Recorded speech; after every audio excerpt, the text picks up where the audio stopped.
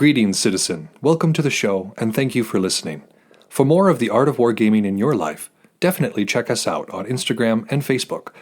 If you'd like to support the show, we have a Patreon account where you can do just that for as little as $1 a month.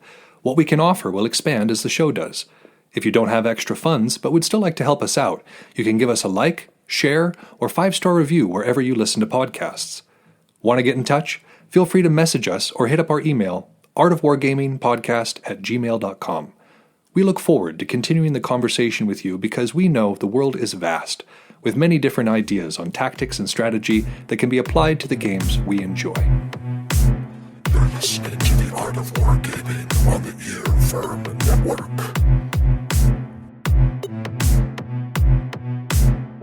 The management of savagery. Conflicting doctrines. Welcome to the Art of Wargaming on the Earworm Network. I am your host, Malark, and we begin today our study of the contrary doctrines between a conventional central power and a smaller insurgent force. Before we get into that, however, I wanted to say a big thank you to our patrons. We just got a new patron just this last week, and so I wanted to give them a big shout out, but I was thinking about it, and these folks have supported us ever since everything started. Like, it was the middle of the pandemic when we opened the Patreon. I honestly didn't expect anybody to start contributing at this point, and these heroes have been there throughout all of this, throughout all of these struggles that we've been having these last few months, supporting me and supporting this show. So really, from the bottom of my heart, thank you. I enjoy doing this show. I would probably do it even if nobody out there was listening, because I enjoy talking about this stuff, but it really does mean the world to me and everybody else here at the Art of Wargaming to have your support. And speaking of support, I also wanted to give a shout out to our international listeners, because you guys are listening to this all over the world, and that just tickles me. It really does. And I'm so glad that this is useful to you. I enjoy talking about it and studying it, so it's very pleasing that it's able to get to other people and be useful for them in their lives and their wargaming. So thank you again to all of our listeners in the United States, the United Kingdom, Germany, Australia, France, Canada, and Sweden. Our third highest viewership is actually under Other, so whoever you are, Other, thank you very much for your viewership as well. Again, this is a dream for me, and it's awesome to have it be useful to people. Yeah, I guess that's what I would say. I enjoy being useful. Well, before I get into discussing the uneven advantages that exist in asymmetrical warfare, I do want to say one other thing. Now, again, I haven't been able to get out and do much of actual wargaming recently. By the time you guys hear this episode, however, I will be fully vaccinated and hopefully have some actual wargaming experiences to share with you for the next episode. And I'm very excited about that. But at the moment, I am confined to doing things online, and I know I've talked about Planetfall a little bit before. I think I mentioned it in a previous episode after I picked it up. But I've really started delving far more into it, and it's like a sci-fi civilization game.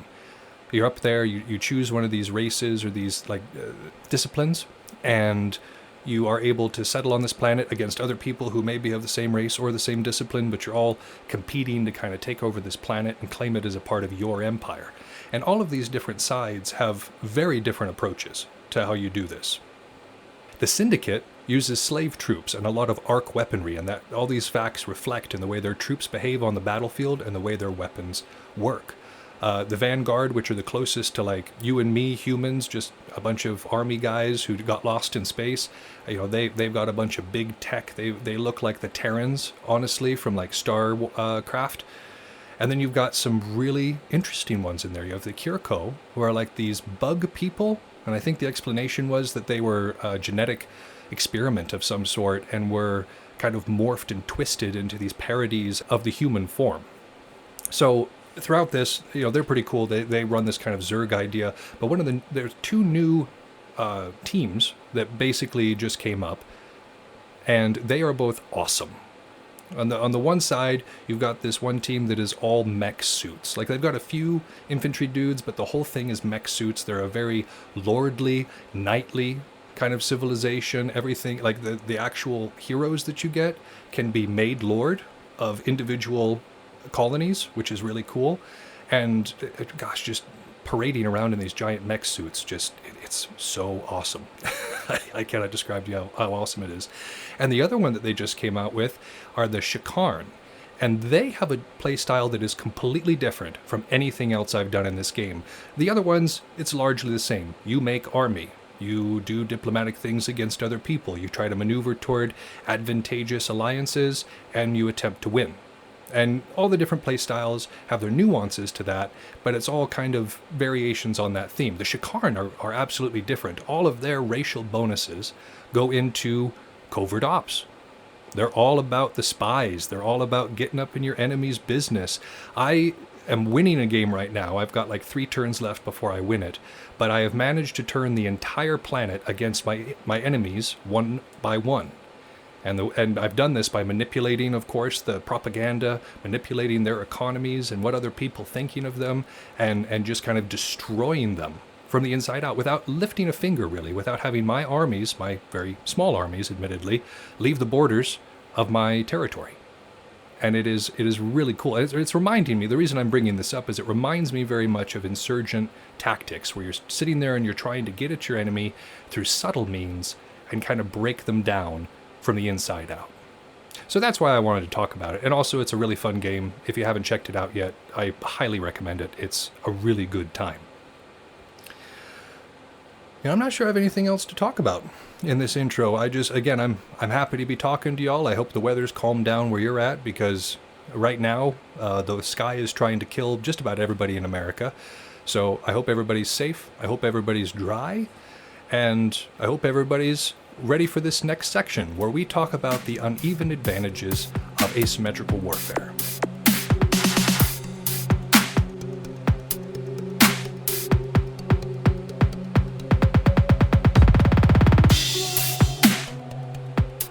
In our last section, we discussed what the nature of insurgency is, what kind of leads to that situation, what it means, what the different types of insurgency might be, but it all boils down to the same point, in that when you have an insurgent, you have to have a central power by which they are rebelling. It is the nature of asymmetrical warfare that the sides are not even, in one way or another, whether it be technology or pure numbers or both. There are disadvantages in terms of especially size when it comes to asymmetric warfare. So let's look real quick at the size. Let's look at the nature of that central power, which you've likely found yourself on. If you're a part of a larger team, or if you play a larger army in 40k, then you have absolutely been the central power. When I'm playing my Imperial Guard, I am playing as a central power. When I'm playing even my Space Marines, though they usually lack in numbers, their sheer technological advantages also make them a central power. So what is a central power? Abu Bakr Naji, the pen name of our writer, defines the central power as the overwhelming power that extends from the center in order to control the areas of land that submit to each power, beginning from that center to the utmost extremities.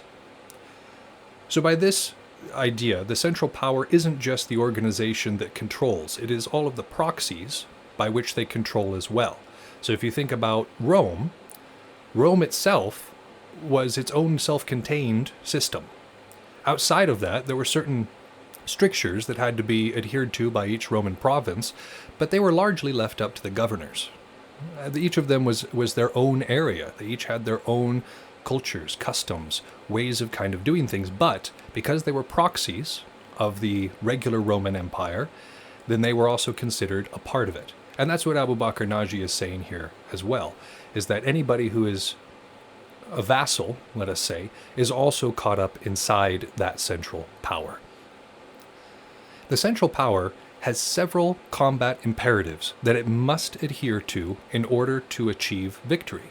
Now, one would think that just having the superiority of numbers or technology would guarantee victory, but this is a mindset that has led to the defeat of many accomplished armies. So the combat imperatives that if you are the central power you should adhere to, there are 7 of them. The first one is to ensure a unity of effort. It is not a good idea to have a bunch of different ideas of what to do. If you have a larger army, it might tempt you to divide that army into several smaller sections and have those sections accomplishing their own goals in their own ways. And while this may seem like an efficient way to use your troops, it actually isn't. You are wasting what you have. You are wasting the sheer weight of numbers that comes with being a central power. And so ensuring that unity of effort, making sure that if you're dealing with other people, you're all on board with what you're doing, or if you've got your army on your board, that you have a clear plan of what you want to do with that situation. Make sure you have a plan, and make sure it's a unified one. The second of these combat imperatives is to direct friendly strengths against enemy weaknesses. And I would make an addendum to this, and that is to conceal those strengths as long as possible. As one of the greatest things in warfare is surprise. Surprise is the heart of the art of war. And so if you have strengths but you're not necessarily revealing what they are, that can be massively to your advantage. And everybody's going to have strengths and everybody's going to have weaknesses. For instance, as I said with the Imperial Guard, their strength is not to go out and meet their opponent in a field from melee. That is not the strength of the Imperial Guard. The Imperial Guard directs its strength by having big, boomy things defended by their troops. And so they do best while advancing as one and using the troops to kind of screen for their larger things. They don't want to get into it. You know, if those orcs come up and they swarm a tank, the tank may still be able to fire, but it's compromised. It is very compromised at that point. The line that just got swarmed by a bunch of Drukhari is going to have a hard time fighting that off. So you want to be directing your friendly strength, so Tau and Imperial Guard, you want to be doing that ranged, add Mech 2, depending on your play style. And against those enemy weaknesses, whether it be that they are frail, that they are few in number, that they are spread out, that they don't like each other, these are all weaknesses. And you can absolutely exploit these on the field of battle as well. If you participate in a physical war game, you can absolutely direct your strength against the enemy weakness. For instance, having a strong side of the line going against their weak side of the line, making sure you pair up your very good players against some of their poorer players. In this way, you can use your strength to its best advantage. The third of these imperatives is to designate and sustain the main effort. So before in number 1, we said ensure unity of that effort. So everybody's on the same page.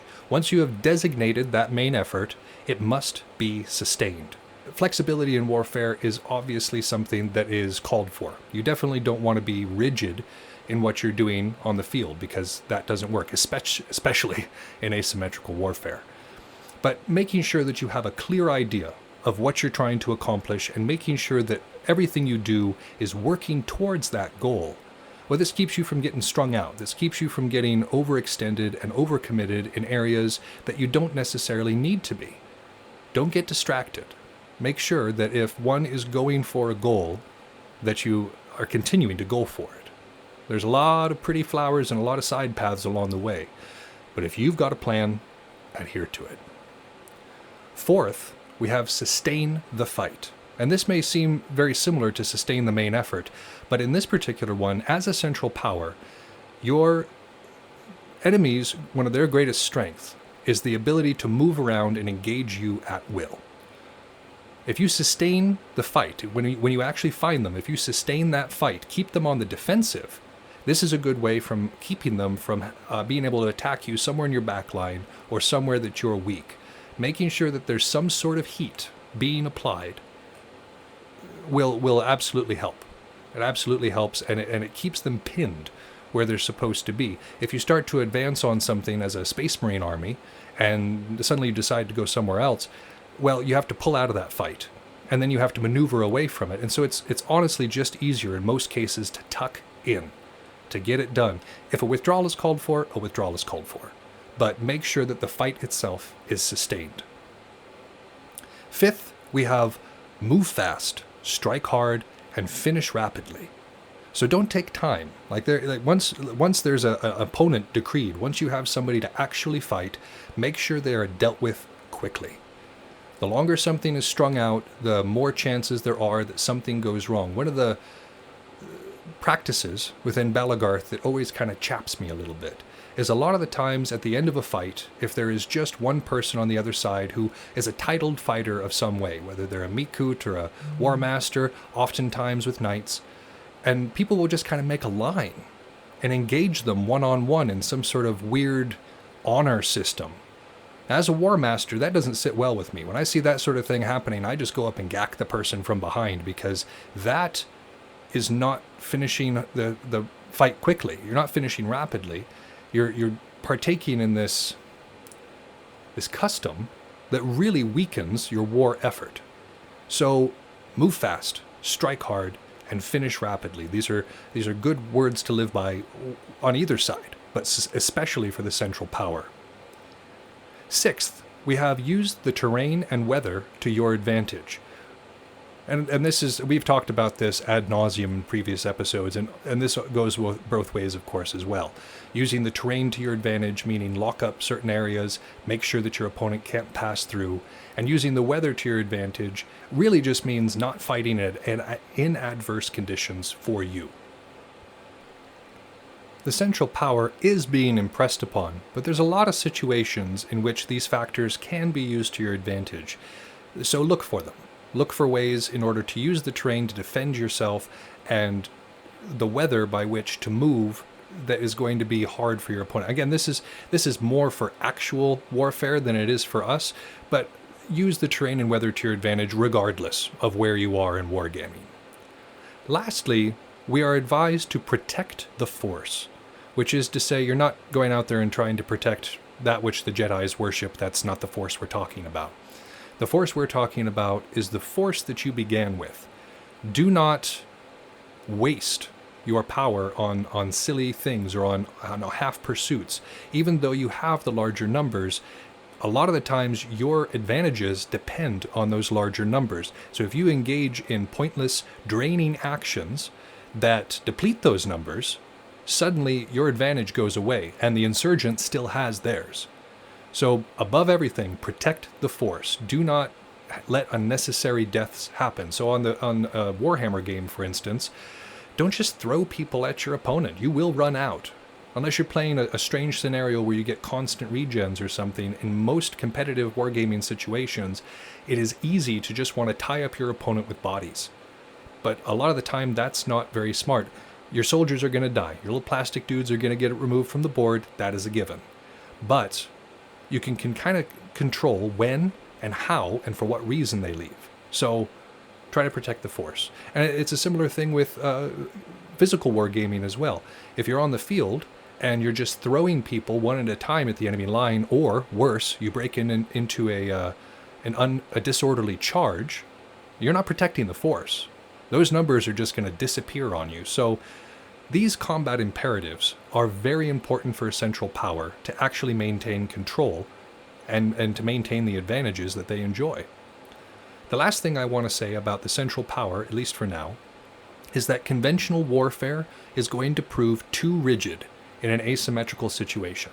Most of us have trained for conventional warfare, two armies of equal size or equal strength going against one another in a fairly good head-to-head match.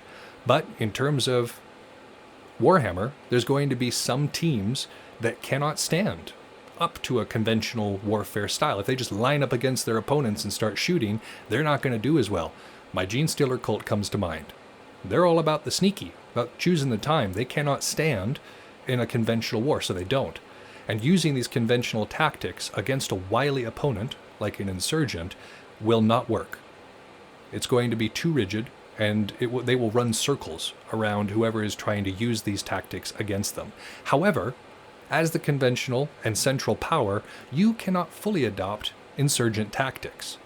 You've got this central power, that's where your strength lies, and if you start breaking away from that, for instance, if you start moving entirely in smaller teams, the enemy is going to have local numeric superiority because they've already got the mobility. They're in the wind, they're moving around, and so when larger forces break down into substantially smaller ones and try to pursue their aims that way, it doesn't go well.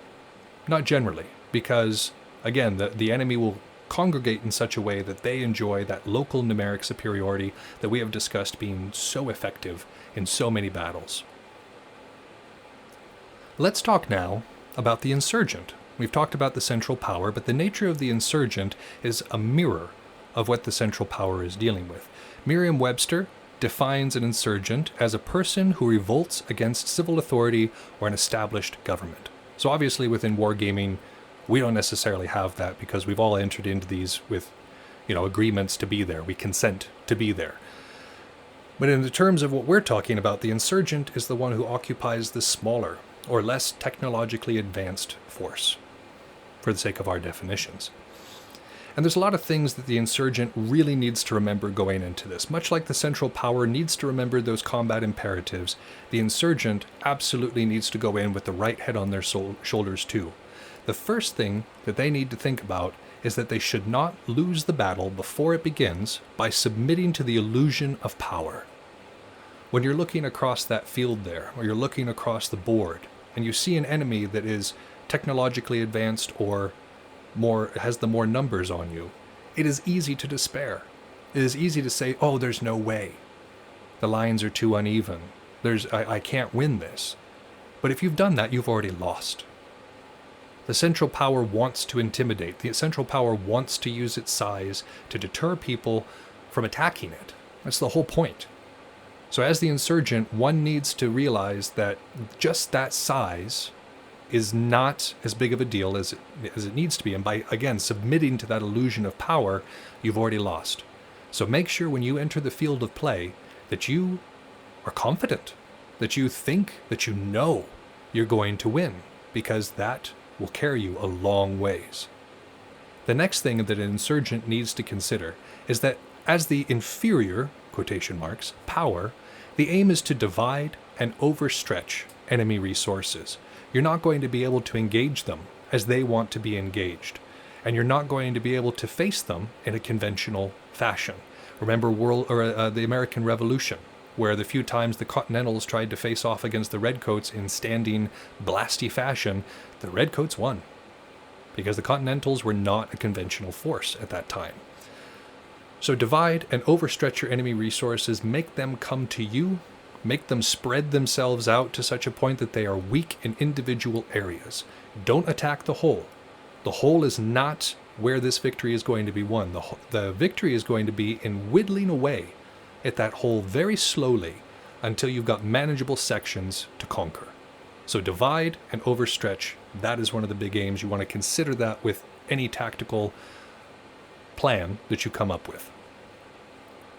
One of the other things that you need to be considering is that the insurgent is allowed freedom of movement, where the central power has to be kind of clustered around where that power is. I think, of course, of like the Guelph, when they're out in really good force, they kind of cluster on who they call the bus driver.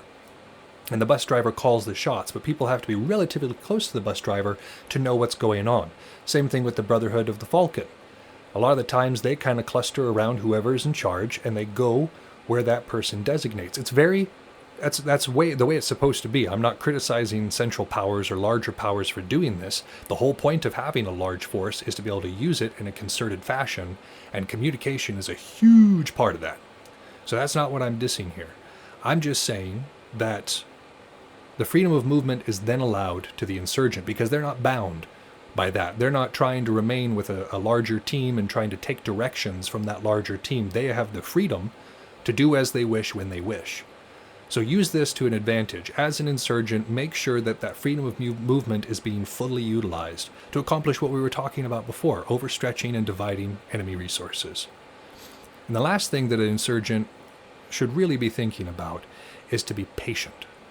Patience is one of the most important things about this. Going off and rushing into a fight, going off and rushing to your death, accomplishes nothing, except one more tally for the central power. So patience. Patience in your flanking if you're doing physical wargaming. Make sure that you're waiting for just the right moment to strike, because you have this massive opportunity to cause disruption in the enemy lines. Make sure that that opportunity is not wasted by hasty action. On the board of Warhammer 40k, the deep strike mechanic is used to insert troops in various places on the battlefield at various points in the game. It doesn't mean that all of your troops need to come out on round 2. Sometimes they do. Like if you're dealing with certain different play styles, having that rush of people coming up that second turn can help. But there are a lot of armies that can benefit from a slow release, making sure that those deep strikes count and not just getting them out there as quickly as possible. So make sure that there's patience in these things. Do not be overeager to put yourself into a bad tactical situation. So what kind of tactics should insurgents be using? When you're on this smaller side, what sort of things should one be looking for in order to make the maximum effect of their opportunities? Well, the first one is that you must consider your weaknesses anytime you're entering into this situation. In considering these weaknesses, you will know what strengths not to put your forces or yourself up against.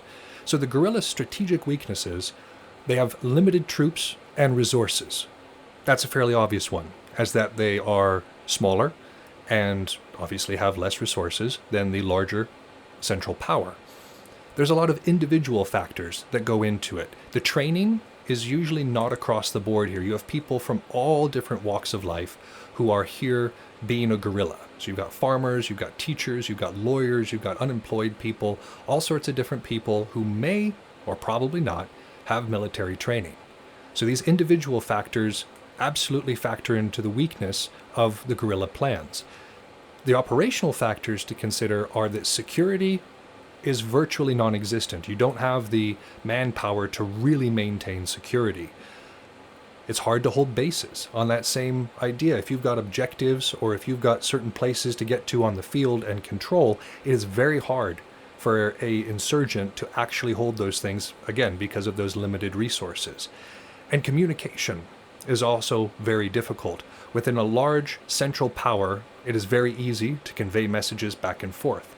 But if you are small and desperate, it is hard to actually communicate with one another in a way that is not completely obvious to the larger power. And obviously you want to disguise that weakness from the larger power and try to capitalize on this as much as you can, knowing that they are kind of they're very much clumped up around that main communications idea. You've got the freedom, but also acknowledge that you don't have the communication or the support that the central power will. There is a huge strength in meta changes for the insurgent. Oftentimes, a central power will get locked into a certain way of doing combat, or a certain weapon style or combo that they enjoy using. Think about really established armies within 40k. There are some templates that are just kind of normal for different armies.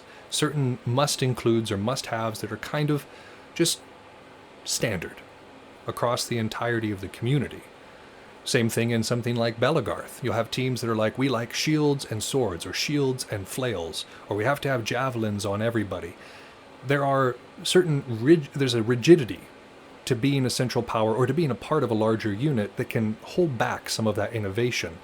The meta changes that the insurgent has at their disposal, it's huge. They can see the weaknesses and the strengths from a perspective that perhaps central powers cannot. And so they can manipulate that and change the meta to their advantage, either through the way that they make their weapons or the way that what size of shield they have, what units you decide to include in your army, what kind of loadouts they decide to have. All these things can be changed. And as the insurgent, you're not expected to maintain anything completely. So have strength in the meta changes and make sure you're paying attention to the meta changes to capitalize on the really good opportunities when they should appear. You want to force your enemy to overcommit and expose their weaknesses. Again, this is Insurgent 101. This is what you're aiming for above all else, is to divide their forces and make sure that they are overstretched. Because in that, they expose their weaknesses. Because the whole strength of the central power, as we discussed, was in their unity, in them being together. If they're putting out fires all over the place, they can't have that unity. They don't have that effort that is being sustained. So make sure you spread them out, doing a bunch of different things, because then you can attack them in smaller sections. Wolf packing, if you've got a whole unit working with you, can wolf pack those smaller sections. Same thing with 40k. If you're stringing out your opponent's forces, making them chase you, you'll eventually make them overstep their bounds, and then capitalize on their weakness.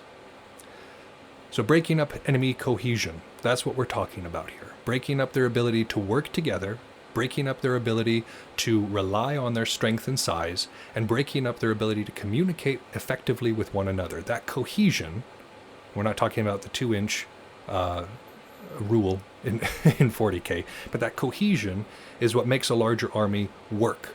And so breaking that up is essential. And if you're working in a group fight for something like Belagarth or the SCA, and you've got like one larger unit and then a bunch of smaller ones, band together. Make sure that you're not going against these smaller units before you take on that big one. I know it can be tempting. You're sitting there and you're looking at the big one, you're like, I don't want to deal with that.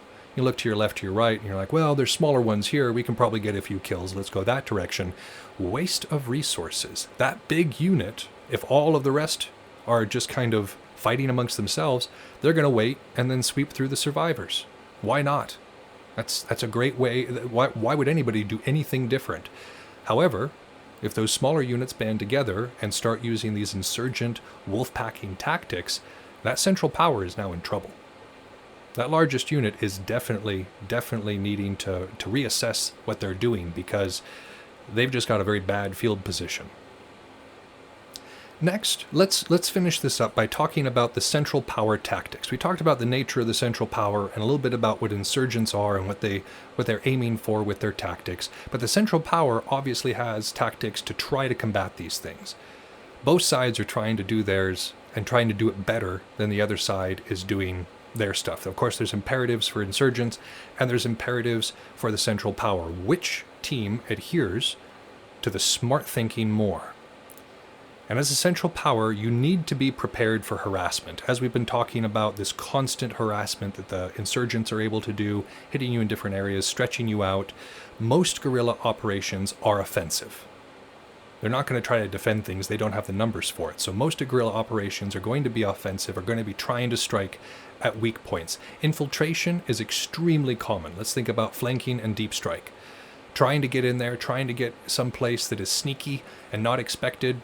Very common. You're going to deal with that against any smart insurgent force. And then, as we discussed before, you want to be conscious of that local numeric superiority. Maintain your force, protect the force, and do not let your opponent get that local numeric superiority, because then they're just whittling away at your strength, right? The main effort that we discussed before, the unity of effort, the designate and sustain main effort, well, that main effort should focus on either crushing the opposing center or a slow intrusion and assimilation of that area. And it depends on the situation that you're running up against. If you have an opportunity to just strike out at the opponent and crush them all in one go, that's obviously an opportunity. And it's hard to pass that up. But if they maneuver out of it, if suddenly they are no longer there, you might be out of position. You might be in a place that is no longer advantageous to you. So there is a risk to that. The other one, slow intrusion and assimilation, of course, that more cautious approach, just kind of feeling your way across the field, engaging people as you find them. But this also gives time for your opponent to try to come up with a good tactic, a good plan against you. But you have to choose one, because you have to designate it and focus toward that main effort. So those are the two that are kind of available, at least according to the United States military doctrine. Crush the center, or a slow intrusion and assimilation. And honestly, the situation is going to be different every time. And it's up to you as the commander or as the warrior to really assess which one of those two is necessary in that situation. Either way, you want to saturate the area of control to prohibit movement. As we discussed before, one of the strongest things about an insurgent is their ability to move freely around the field. Using your size to kind of saturate things, still having connections, still having the ability to support one another, but saturating the area really keeps them from being able to maneuver properly, obviously, because they have to do combat in order to get through any area. And you want to try for encirclement. The numbers, again, rely on their ability to move and to adjust their attacks to where they're most weak. If you've got them encircled, if there's no way out, well, that's a good place to be in, because suddenly their whole strength disappears, and you are left with a very, very, very tactically sound situation. But if the enemy is flexible, you must match that flexibility. If the enemy is mobile, you must match that mobility. because otherwise they're going to run circles around your force, which is no bueno. I've had that happen to me, where it's like, well, I'm part of a bigger force, I don't need to go out there sprinting or whatever, and then slowly one person's picked off, another person's picked off, another person's picked off, and then you're standing there alone against a wolf pack. What happened to my buddies? Well, they ran circles around your buddies because they weren't mobile or flexible. And it's also a good idea to keep reserves. If you've got the forces for it, if you are indeed a central power, making sure that you've got reserves to deploy where they're needed is a good idea. Even if you're not a sneaky army, Deep Strike is a good thing to have in just about everything in 40k, just to have a backup plan, just to be able to account for an enemy sneakiness. For instance, when I'm playing Dark Angels, I will have some Deathwing Knights just chilling there. And I'll use them for what I need to use them when they come out. If they need to support a mainline action, they'll support a mainline action.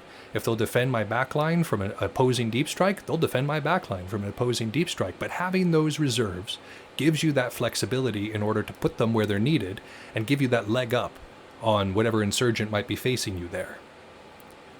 And lastly, a good idea for a central power is to employ small, agile units for search and destroy. This is not breaking up the actual central power itself. Remember to protect your forces, but using small elite units to search and destroy the enemy isn't a bad idea. Those aforementioned Deathwing Terminators, they're used for this as well. That is a very elite unit, hard to kill, that I like to put in a very awkward position for my opponent, where either they have to kill that, or they have to engage them, or they have to go against the main army. Neither of them are good choices. You want to give your opponent no good choices, no good options, that they have to make a mistake whatever they do. But of course this is for both. If you're an insurgent, you're waiting for the central power to make a mistake so you can break up their cohesion more. If you're the central power, you're waiting for the insurgent to make a mistake so that you can capitalize on that. And this is the nature of these uneven advantages, because both sides have their strengths and both sides have their weaknesses. And it is hubris to assume that one is better than the other, because both an insurgent or a central power can be played at a very effective way in wargaming. You just have to know how. And here to help us with understanding how is my good buddy Todo for our very first guest segment.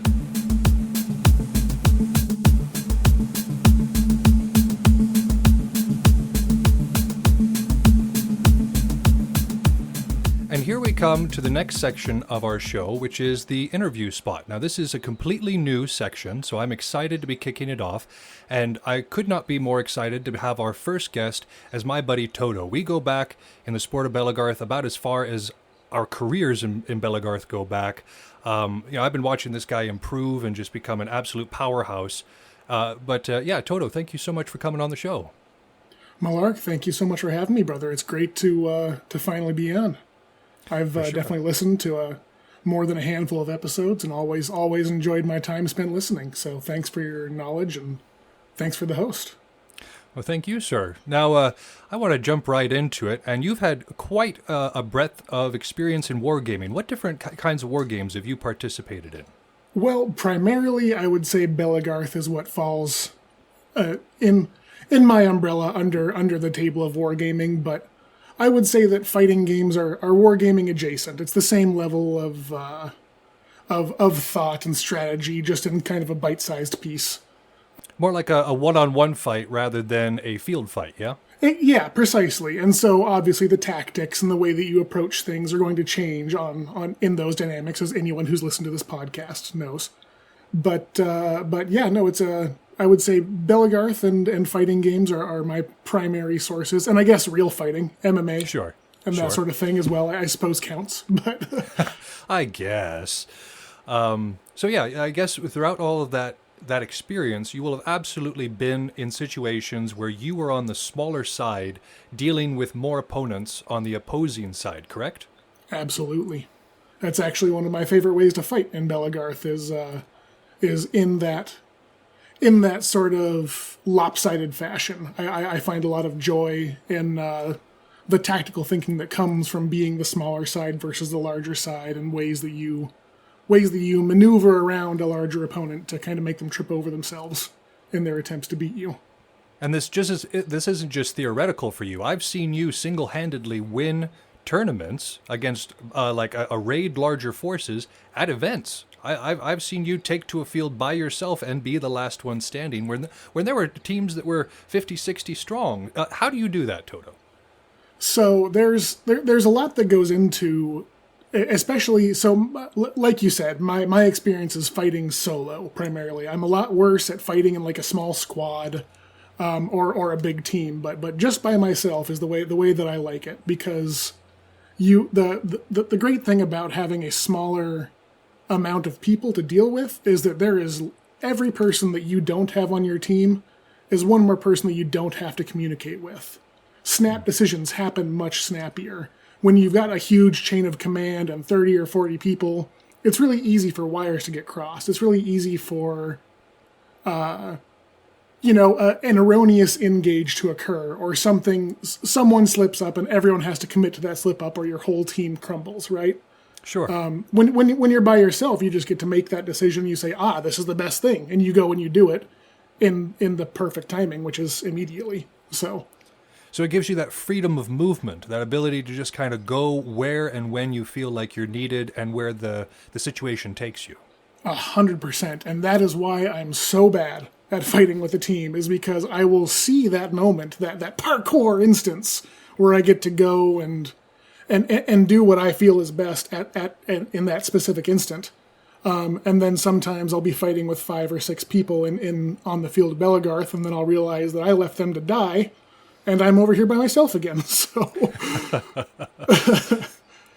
but this kind of in the episode that we're discussing today, we actually discuss the weaknesses, quote unquote, of an insurgent, which is to say the person who is on the smaller end of the asymmetrical balance that we've been talking about. So as the insurgent, of course, you are dealing with limited resources in that case. You're dealing with just yourself as manpower. You don't have other people to rely on. What do you do to make up for that? When you're by yourself, how do you make up for the lack of, strength surrounding you? So my approach changes based on what I'm facing. Because being by yourself and fighting a team of 8 people, or fighting 2 teams of 4 people are very, very different fights. Mm-hmm. And knowing when to execute what strategy based upon the way that your opponents are positioned and the quantity of them is really the crux of the matter. Sure. Because if you're fighting as a smaller squad versus a single larger opponent, they're your whole focus, right? You need to be fully aware of their points of ingress on your team, what your points of egress are in order to get away from a flank safely or get away from the line safely, versus positioning 2 separate teams the way you want them to make them maul each other instead of mauling your lonely self. Sure. I think is really the most important decision you have to make, is how can you either make a single team trip up on themselves or make 2 teams fight each other before they ever even think about looking at you. So it's a matter of kind of casting the attention off of yourself and drawing other people into the conflict, whittling the numbers down and exhausting their resources so that you then have time to come in and claim victory. 100%. Because that's, you can watch the animes and you can watch the old martial arts films and the 1 person versus 50 people always wins, but it's a lot harder when there's actually 50 people and they all have spears or glaives or Florentine or whatever weapon combination we're dealing with. And to the listeners, I apologize. Mostly what I'm going to be speaking through is the lens of Belagarth, the lens of this foam fighting combat.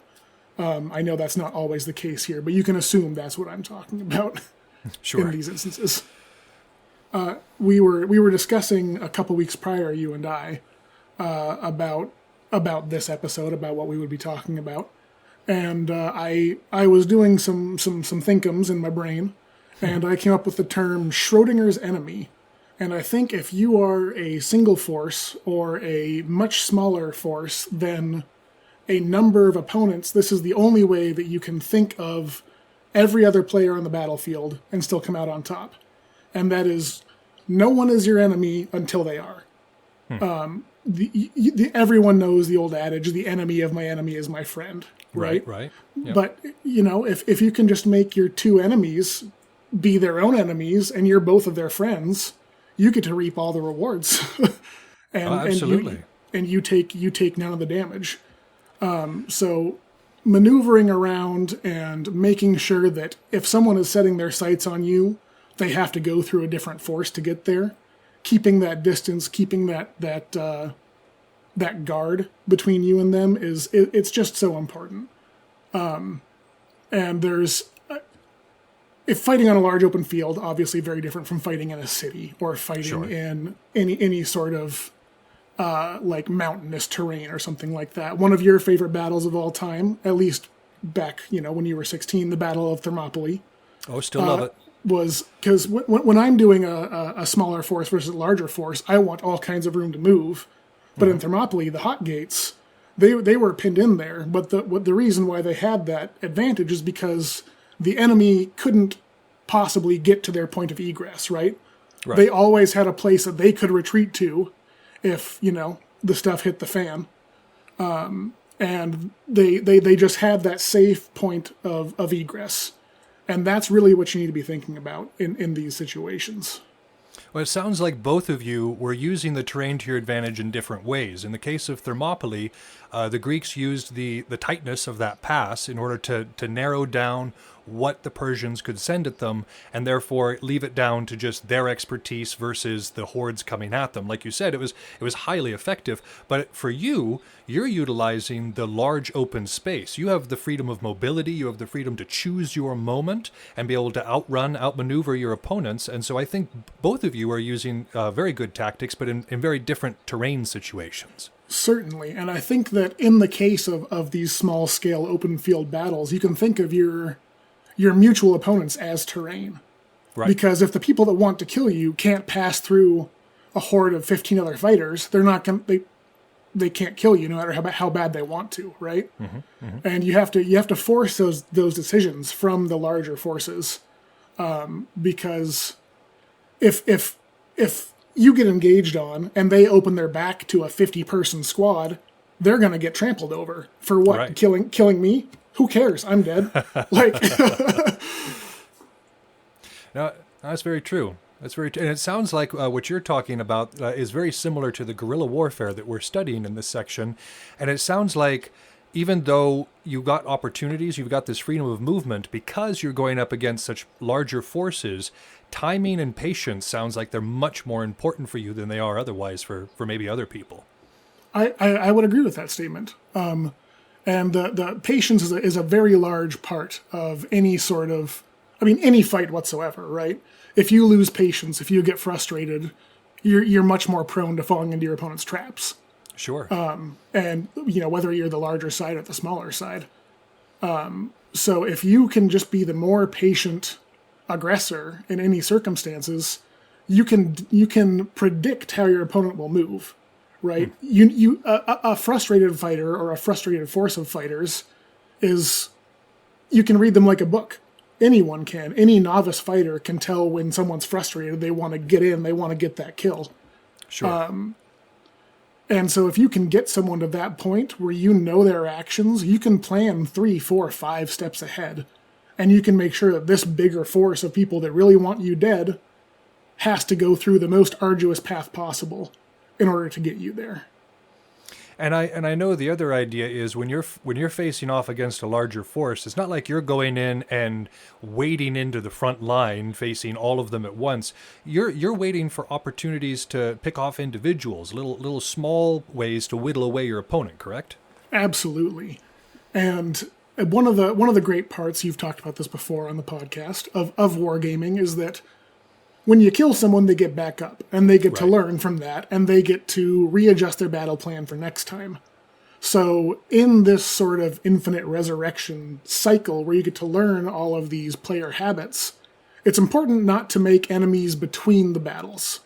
When you get to the point where you are forced to fight someone, they're a lot happier with you throughout the rest of the day than if you go and you backstab 4 or 5 people in one fight. Then they might gun for you the entire rest of the afternoon or however long you're fighting for.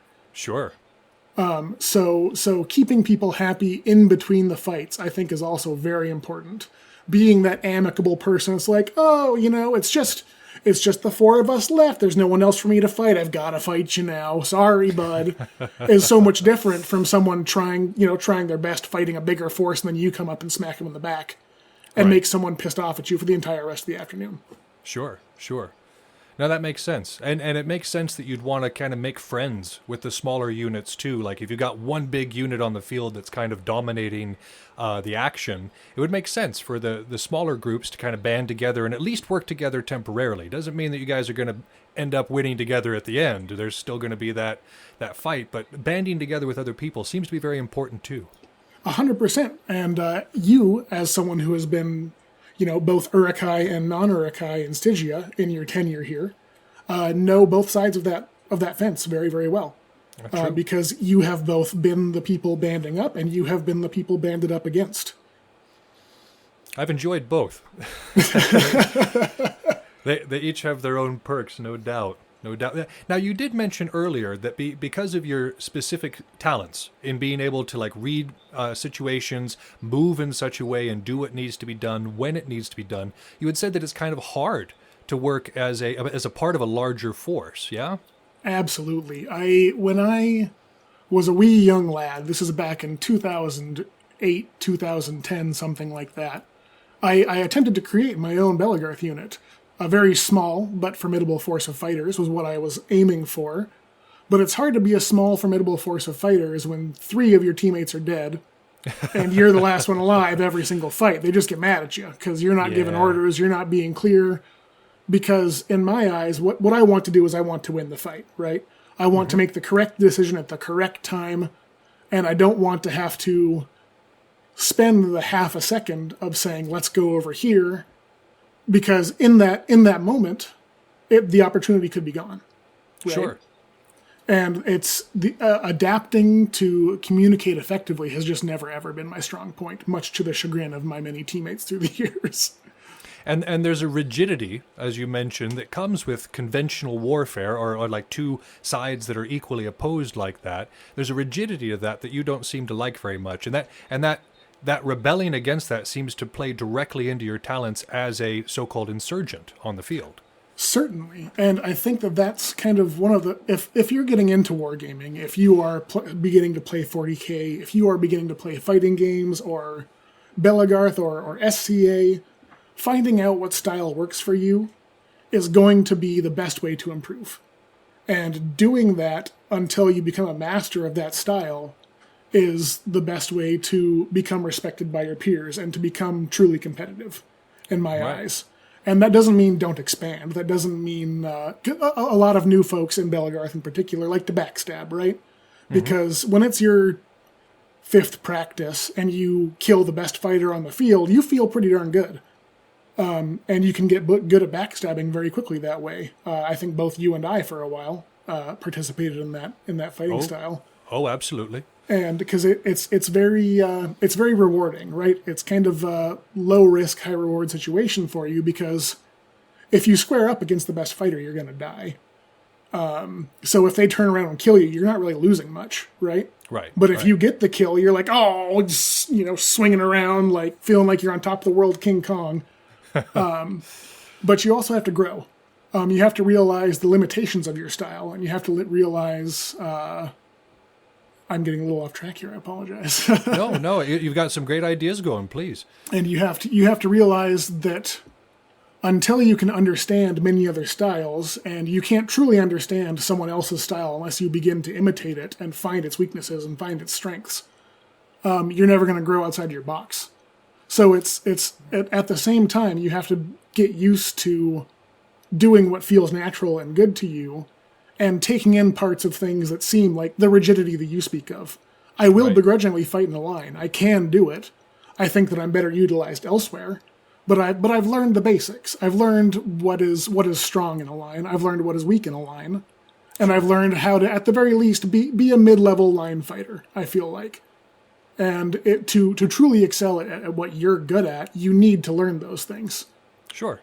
Well, like you say, even if you're a sword and border, and you love to be a sword and boarder, and you want to be a sword and boarder for the rest of your career, it still behooves you to learn how to use a spear, to learn how to use a red, to learn all the different positions, because like you said, even if you might be a lineman, like that's where you want to be, that's what you like to do, learning about all these other things can only help you, because then you get to learn the weaknesses of those things too, yeah? And when you learn so using your example of a sword and boarder picking up a spear, when you learn that matchup from the perspective of the spearman, things like, oh, I really like stabbing the ankles. It's super easy for me to stab this guy's ankles and hobble this good fighter and walk away.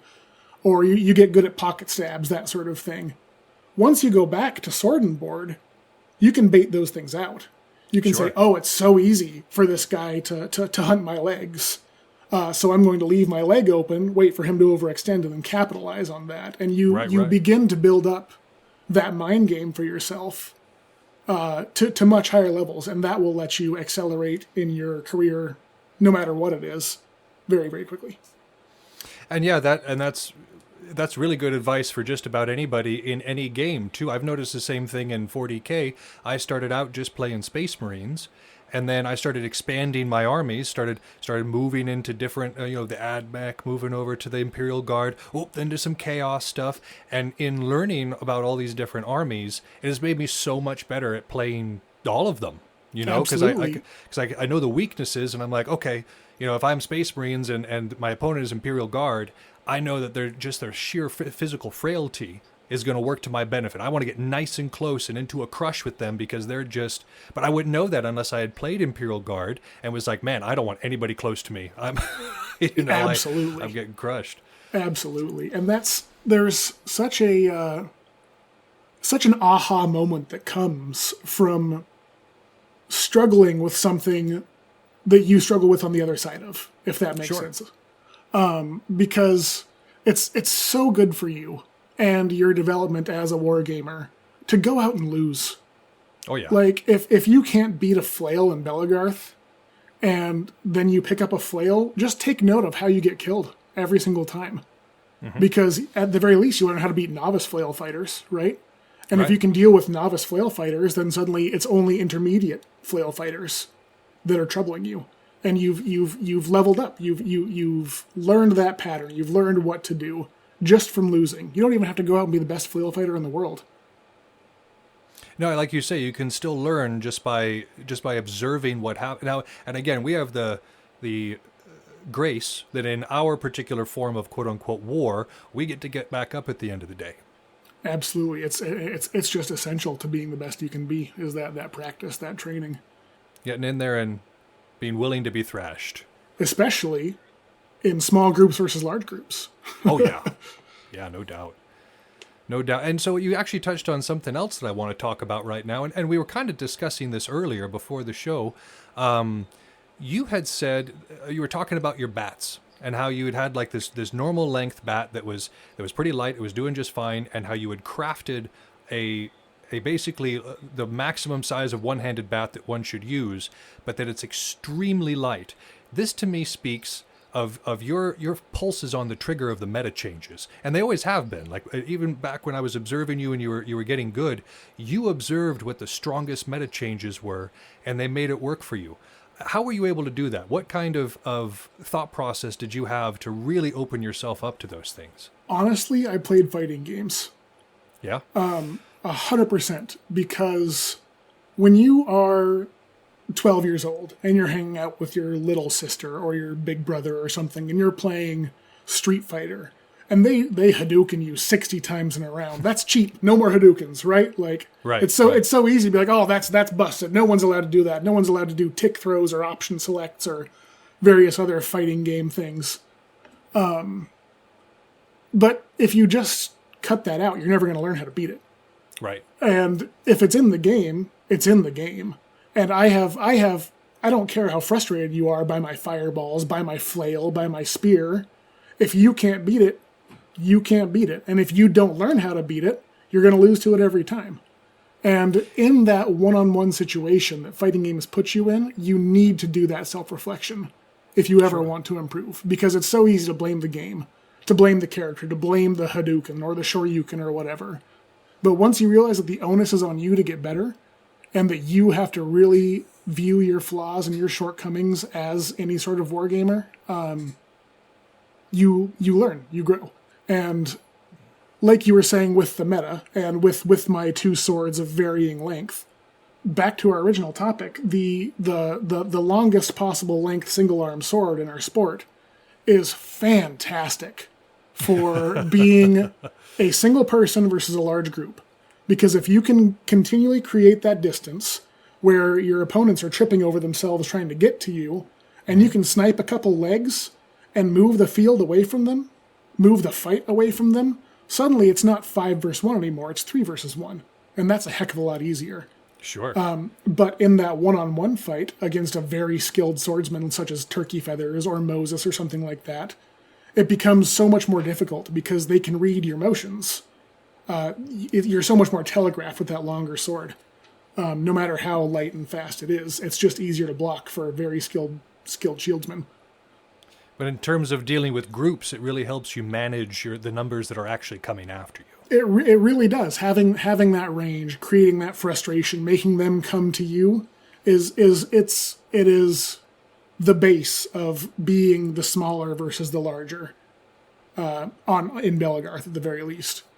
But that's also in real life, right? Because also in an actual war, if you are making your opponent, who is much larger than you, come to you, but you are able to not be cornered, you are able to constantly frustrate them, you're going to have the advantage. They're going to create advantages for you, and having that range in a real world situation it's everything. Absolutely. You know, the larger power often finds itself too comfortable in the fact that it is large, just thinking that size or that whatever technology that they have will save them, that it is the end-all of end-alls on a field. But you have shown several times, to my own eyes, that that's not true. The size of your team does not guarantee victory if you've got somebody who is smart and who is adapting the field to their needs. You know, you're not fighting their game, you're fighting your game. And you're making them fight your game as well. Taking advantage of that complacency is, oh my goodness, chef's kiss. One of my favorite moments of all time. It involves that sort of thing from a Chaos Wars fight. I won't bore you all with the 30-minute tale or anything like that, but having a much larger force slowly get whittled away because they don't care about you, or they're taking a smaller force too lightly it's a true joy from the stance of the insurgent. So obviously you're trying to get your opponent to make a mistake, overextend themselves, or waste their resources in some way. What are some techniques that you've noticed from larger teams that kind of shut down what you're doing? What can a larger group do that kind of works against the technique that you use? Make me come to them. I can't fight 15 people at the same time. I can fight 14 people one at a time. I think that's my record. 14 on one, I think, is my record. And I didn't charge into the middle of them, you know? I didn't take on 5 of them at a time or anything like that. I kited away. I made sure that they were coming at me single file, that I was hitting one weaker swordman than me at a time until I got to, you know, the final bosses or what have you. Sure. But if you don't come to me, if you don't play my game, I don't have the power to force you to play my game outside of irritating you, outside of manipulating another team into crashing into you. If you stay put, there's not much I can do, because if my goal in wargaming is to eliminate your team, and you make your team as bulky as possible and give me as little openings as possible, I can't do anything. The only way that I can beat you is by bringing you to me, making sure that every fight happens on my terms. And if a single one does not occur that way, then the whole house of cards comes falling down. Sure. Now, in a lot of game types, most game types, the battle isn't over until one side wins or the other one doesn't. So what I'm seeing is perhaps, you know, the larger side basically castling up, asking you to come to them. I don't think that you have the tactical fog of mind to actually give in to that tactic, so that becomes a stalemate. You and this other team staring off. What can that larger team proactively do that might have a chance against you, not just stringing themselves out, trying to get themselves killed individually, Rurouni Kenshin style, but what could that team actually do that would be effective? So in the context of Belagarth, utilizing what we call the edge of the world, or the boundaries of the fight. If I can control, as an insurgent, the edge of the world, then everything inside of it is mine. The second I have lost control of the boundaries that I am allowed to run amok inside, the second I am contained, a larger force just gets to big fish, small fish, chomp me down. Absolutely. So if they actually have the patience to go for an encirclement, that's kind of what we're looking for there. Exactly. To just walk me down. And there's different scenarios. There's different fights every time. The reason why I'm fighting someone is also going to factor into the way that I approach them, or the way that I approach the fight as a whole. Because if we're at Chaos Wars, if we're at some large event, and I'm fighting for banner points, I don't care who's bored on the sidelines. I don't care how frustrated you are with me. I'm not going into that team. I'm making them come to me. I'm getting those points. I don't care. Sure. If we're at a Sunday practice and I've got 15 people waiting for me to die so that we can play the next game, and I don't want to make them wait for half an hour, okay, totally different. I'll go do it. So recognizing also, and that's a tactic, right? Recognizing that someone doesn't want to delay the game for everyone else can be a way for you to win the battle. Sure. For sure. Absolutely. Well, I think we've come to the end of our segment here, but Todo, thank you so much for being on. I think you've offered quite a bit of insight into this subject. Malark, thank you so much. It is always good to have a conversation with one of my best old friends, and I'm honored to have been a guest on the podcast. Well, I'm looking forward to when we can actually hang out in person, which shouldn't be too long, sir. Oh, I'm so excited. Thank the Lord for the vaccines which are being administered. Amen. All right, well, if you guys will stay tuned, we're going to move into the battle section next, where I talk about an intro to the Soviet-Afghan War.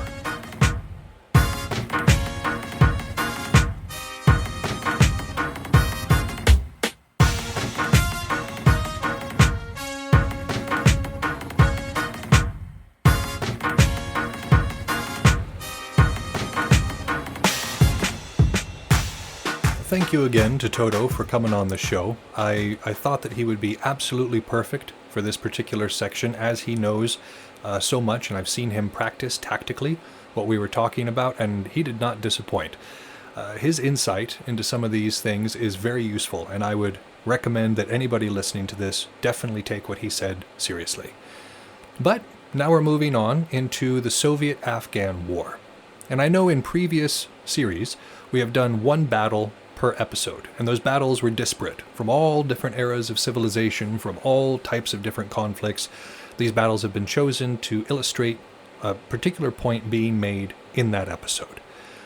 This series is a little bit more different because of the overarching themes of the book that we are studying and the nuances of the kind of combat that we are studying. Instead of doing an individual battle per episode, I'm going to cover the Soviet-Afghan War over the course of the next several episodes. And in this way, we can kind of understand the way that insurgency works and what it looks like in an actual global situation, because we're still feeling the impacts of this war even today. It wasn't over that long ago, and so it's much easier to study it than it is other wars and really to analyze it. So I invite you to join me as we start to really look into the Soviet-Afghan War. And I want to go into a little bit more detail about the political nature of what we were walking into here, but suffice for this episode, we're going to start in 1978, when the Communist Party of Afghanistan, itself having bitter internal divisions, takes power and institutes a series of dramatic reforms that are deeply resented by traditionalist and rural peoples, and this drives most of the country into open rebellion. Violent suppression of dissent and execution of political prisoners. We see a formation of armed anti-government groups popping up after this. Amin emerges as the head of the state, and he seems receptive to U.S. influence. So remember, this Communist Party takes power, but it itself is not wholly united. There's a lot of divided factions who think different things about how everything should be run. Amin was the guy who kind of emerges through a very, very fun and dark little episode. We're going to go into that a little bit more in the future. But yeah, so he's in charge. He's in charge of the Afghanistan, and in this particular case, it is the Democratic Republic of Afghanistan is what they're being called at this point. So, Amin being receptive to U.S. influence, this really bothers the Soviet Union, because the Afghanistan is extremely close to the other stands, which were a part of the Soviet Union, and having that kind of proxy really wasn't comfortable with them. And so their troops deployed in December 1979, crossing the border and staging a coup in Kabul that led to the assassination of Amin and the installing of a loyalist into that position, a Soviet loyalist who was going to definitely go along with Soviet interests. Now, depending on who you were in the world for this, it was either called an invasion or a supporting action. Whichever it was is not important to this show. What matters is that Soviet troops were deployed into Afghanistan and kind of seized control of the government, or at least helped different government officials seize control of the government, however you want to see it. Their easy occupation did not last long, though. All throughout 1980, there was increasing international pressure against the Soviet Union, telling them to get out of Afghanistan. And during this whole time, remember those armed anti-government groups that I had talked about? Well, they're growing in strength, and they're receiving aid internationally from folks. So let's break this down real quick. These groups are kind of grouped into the term Mujahideen. And the Mujahideen were the collective insurgent groups that were fighting the Soviet Union and the Democratic Republic of Afghanistan, the government of that. But they were themselves very disparate. Much like when we were talking about the Bay of Pigs and Castro's revolution, there were a lot of different forces that were at play when Castro came to power. Not everybody was happy with Castro. There were capitalist elements that were not happy with Castro, communist elements that didn't think he went far enough. So there was this unsteadiness. And for the revolution, it was all over the place. The French Revolution was the same way. We think about Robespierre just kind of leading this reign of terror, but that wasn't what happened. Robespierre was a part of a larger movement that included several smaller factions that were either not associated with him or even downright hostile. And that was the same thing here. You had the Sunni Mujahideen, the Mujahideen that were associated with the Sunni part of the Islamic faith, and you had roughly 9 groups that were being backed by Pakistan, Saudi Arabia, the US, China, the UK, Egypt, and West Germany. So these guys were receiving a lot of funding, a lot of training, a lot of explosives in order to combat against the Soviet troops. This was absolutely a proxy war, by the way. I don't know if I mentioned that, but this war was being fought as a proxy war. Of course, the Cold War was going on. The Western powers were struggling against the Soviet Union. So much like Korea or Vietnam, this war wasn't actually between Afghanistan and the Soviets. It was between the Soviets, the Afghans, and anybody else who wanted to help them. Anybody who had a dog in that fight, which just about anybody. Afghanistan is in a very, very, very strategic part of the world. You have access to West Asia, you have access to East Asia, you have access to some of the most important and powerful countries of that region. Afghanistan is very important. So you had 9 groups that were packed by those various folks. The Shia Mujahideen, you had about 8 groups that were backed exclusively by Iran. Now, Iran, of course, is Shia dominant in terms of religion, so it makes sense that they would be backing this Mujahideen. I need to look into it more, but I don't understand why the Shia Mujahideen have so much less support than the Sunni did. They were still obviously effective because this insurgency was very effective. I mean, look at your maps. Does Russia still occupy Afghanistan? Does the Soviet Union still exist? I think you got your answer right there. And there was one other faction. Now remember that this was the Communist Party that had come to power, right? There were Maoist factions, again, much like in the Castro situation, who didn't think that the reforms went far enough. They didn't think that they were promoting the kind of values that the Communist Party should. And there were about 3 groups that were backed by the Revolutionary Internationalist Movement, which was based out of France. So you had all this different funding, all these different people who were pouring in support for this insurgency. And as we had talked about last episode, this is one of the things that insurgency is trying for. As an insurgent, you want to get the opinion of the world on your side. You want to make sure that people want to support you, because that's what happened here. You had so much material that were going into these folks, and it really helped make them successful. So the Soviet troops, they had arrived in 1979 at the very tail end, and they had only expected to stay for 6 months to stabilize the new government, and doing so, they had occupied the cities and the major communications centers. The insurgents, on the other hand, occupied the countryside. And Afghanistan, if you haven't seen pictures or been there yourself, it is a very harsh and unforgiving land. You have differences between extreme cold and extreme heat. The mountains are gigantic and cragged and all over the place, hard to navigate, hard to understand where you are in relation to anything else, and hard to keep track of an enemy. So, the Soviet efforts to secure and stabilize this region, they're met with grim resistance. Not only do you have the Mujahideen who are fighting tooth and nail against the Soviets, but you also have the terrain itself. The Soviets were still armed largely with the same sort of stuff they would have been armed for the previous wars as well. The same thing that would have been used largely in the world wars were still being functioned here, especially the tactics, especially the ideas there. And so you have this extremely hard to navigate region that they're still trying to control with tanks and artillery. Well, it wasn't until relatively recently that we started to be able to function at all in there, and it's with attack helicopters. And that even then we can't secure and hold. We can make attacks against people, but actually securing and holding anything in the Afghan wilderness, it's really hard, as the Soviets were going to learn throughout the course of this war. They were only supposed to be there for 6 months, and they ended up being there for 9 years, 1 month, 3 weeks, and 1 day, between the 24th of December 1979 and the 15th of February 1989, over which the Soviet Union would commit 620,000 troops. Now, they weren't all there at one time. There was only 115,000 at the peak. But that is the number of forces that were committed to this action over the course of these 9 years. The Afghan government itself had 65,000 at its peak.